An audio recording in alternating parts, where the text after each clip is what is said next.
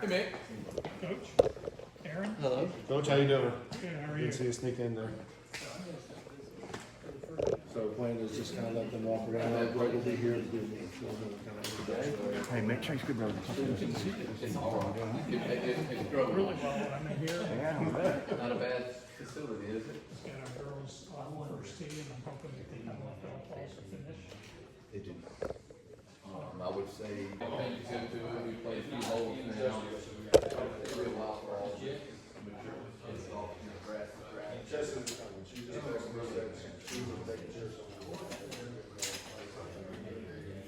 Yeah, we just played.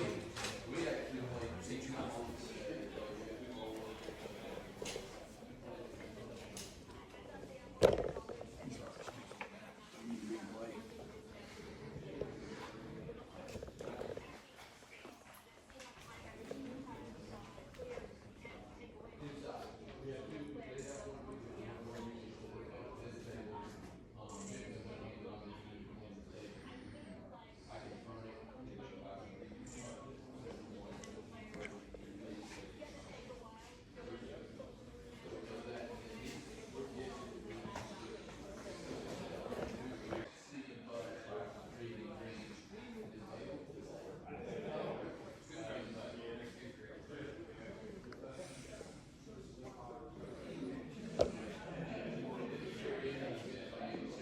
That just held up a little bit on the golf course part, because you just can't get to one. Okay. Say a few words. All right. Thanks, Aaron. Good to see everybody.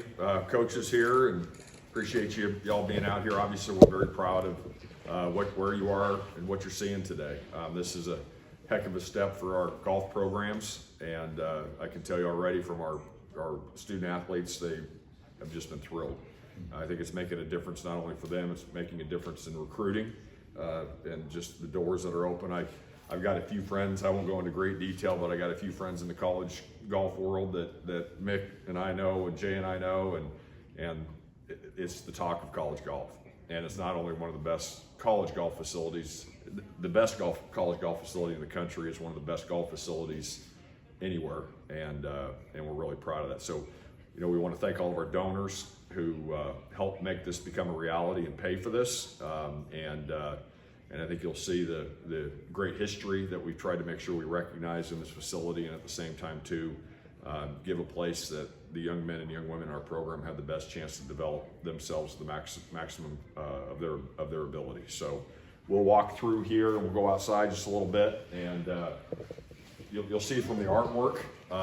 This is the number 9 hole that obviously we had some nice paintings put together that you'll see throughout the facility. But as the course is getting finished up right now, it's just a beautiful piece of property. It's so impressive across the board. Hey, Kyle. The painting, the pictures of our national championship teams, you're going to see the same theme throughout. Those are actually pictures that look like paintings. And so those are our 3 national championship teams, 2 on the men, 1 on the women. And as you can see, we left a little bit of room for future growth in those pictures too. No pressure. Yeah, no pressure at all. Yeah, not a bit. Which side do we want to go down first? We want to go to the back side, Yeah, and yeah. we'll have the coaches do each of their sides, correct? Yeah. So we'll just have you do this back side, trophy Yeah. area.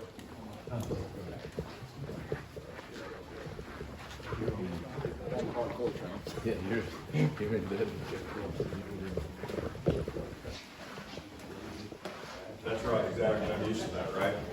So this is kind of showing up the golf history of the University of Alabama, which is obviously very strong, both on the women's side and on the men's side, and tried to show modern times as well as historic too, and showing the SEC awards, national awards, amateur awards that our young men and women have been able to accomplish over their career, and the NCAA trophies as well. Besides just the national championship trophies, and so it's really a special area, because obviously the best athletic departments, they honor their past, they're very focused on today, and they create vision for the future. And I think this is the part where we get to honor our past, which we always want to make sure we remember.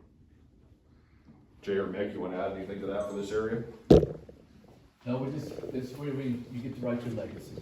This is the legacy for our current players. We would say if you want to make a big deal, this is where you get to become a big deal. If you've seen, there's a lot of great names and faces that are on there. Mr. Payton, and Dunlap, who were yesterday and today's stars, and then some in between. So it's a good place to showcase. And it's a dream, but also to recognize the people who help build things like this. Both sides. We've had a couple of recruits here, and they just want to get their picture up here and their names up here and their dates up here. It's really motivating for them, but it's also a beautiful place. And as Greg said, you can go through these plaques and you can find a lot of names you'll recognize and a lot of great things they've accomplished. So be sure to have a look. Yeah, absolutely. Yeah, go ahead and take a look around and look at the pictures and the awards. When we open this, there's a lot of people that deserve a lot of credit for where our golf programs are, and but I did say this about Jerry. I said, Jerry helped show that you could have a whole nother level of success here with Alabama golf, and obviously that's led to a lot of other great times ahead as well. What's public? It's $47 million. Yeah, and it's been paid for. I've had some folks say, well, why did you build that? It's like, well, we had donors that wanted to do this, and we've been very fortunate for their generosity. And the construction's been a little under 2 years. Yeah. When did we break ground? That's a good question.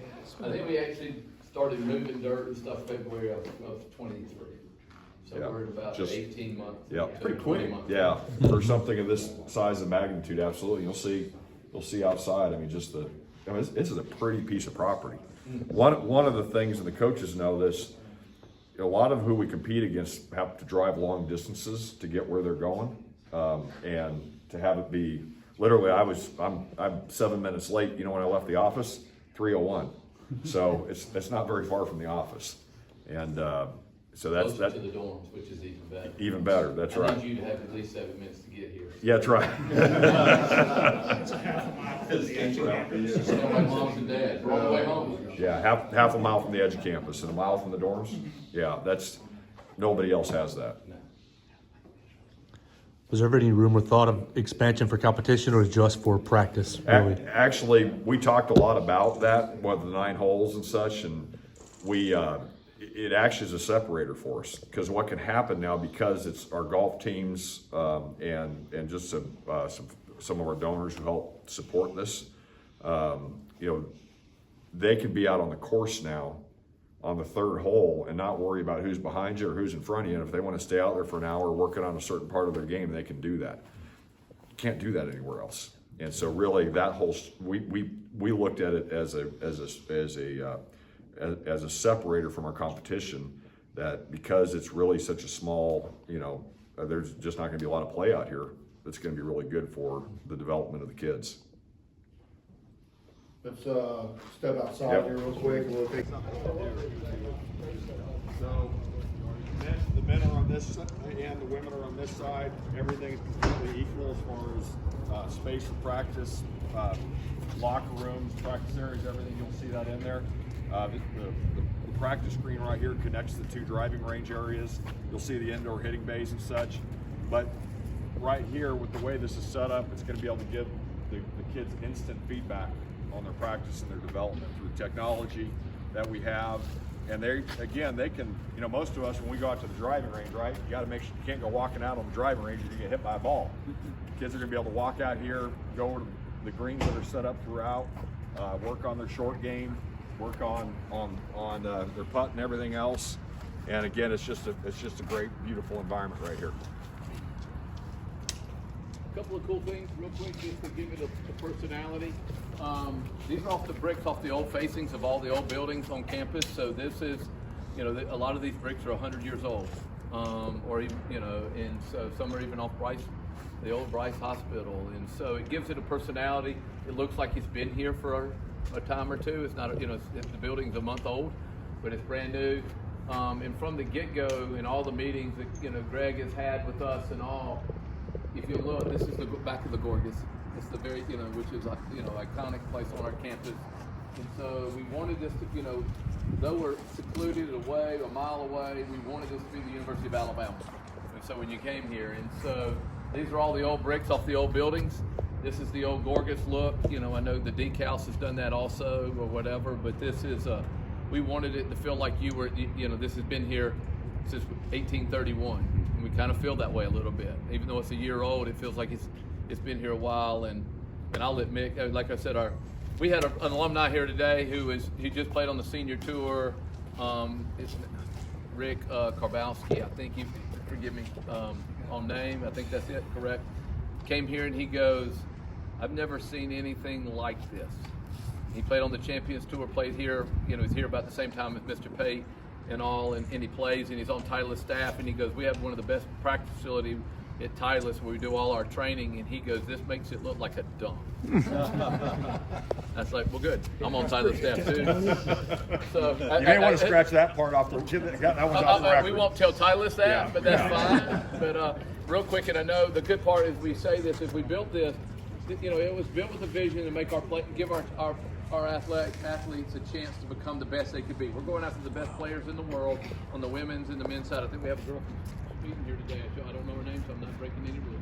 Whatever. So halfway across the world who came because she wants to come and see what this is and all. And when we put this together is, you know, everybody keeps asking, they can't put their arms around what we tried to do. It's hard to explain. But when you leave here, when our players leave here today, they'll know if they had a good practice quantified, not just by score. You know, sometimes you go play a golf course. I shot 68 today. I had a guy shoot 65 today, by the way, if it means anything. In anything and all. But they go through it and they do that. It's not that. We've built an entire practice facility where it will tell you, and it indicates, like you get on a range, you just whack it at a flag, and we'll go out there, and it goes kind of towards the blue flag. We go, wow, that was a good shot. Well, on the golf course, it may not be. Everything has a purpose out here, you know, and everything has a performance out there. So when our players leave here, they're learning how to play the game, and the ball is going to tell them, because when you play on a golf course, the ball tells you if you've had a good day or not.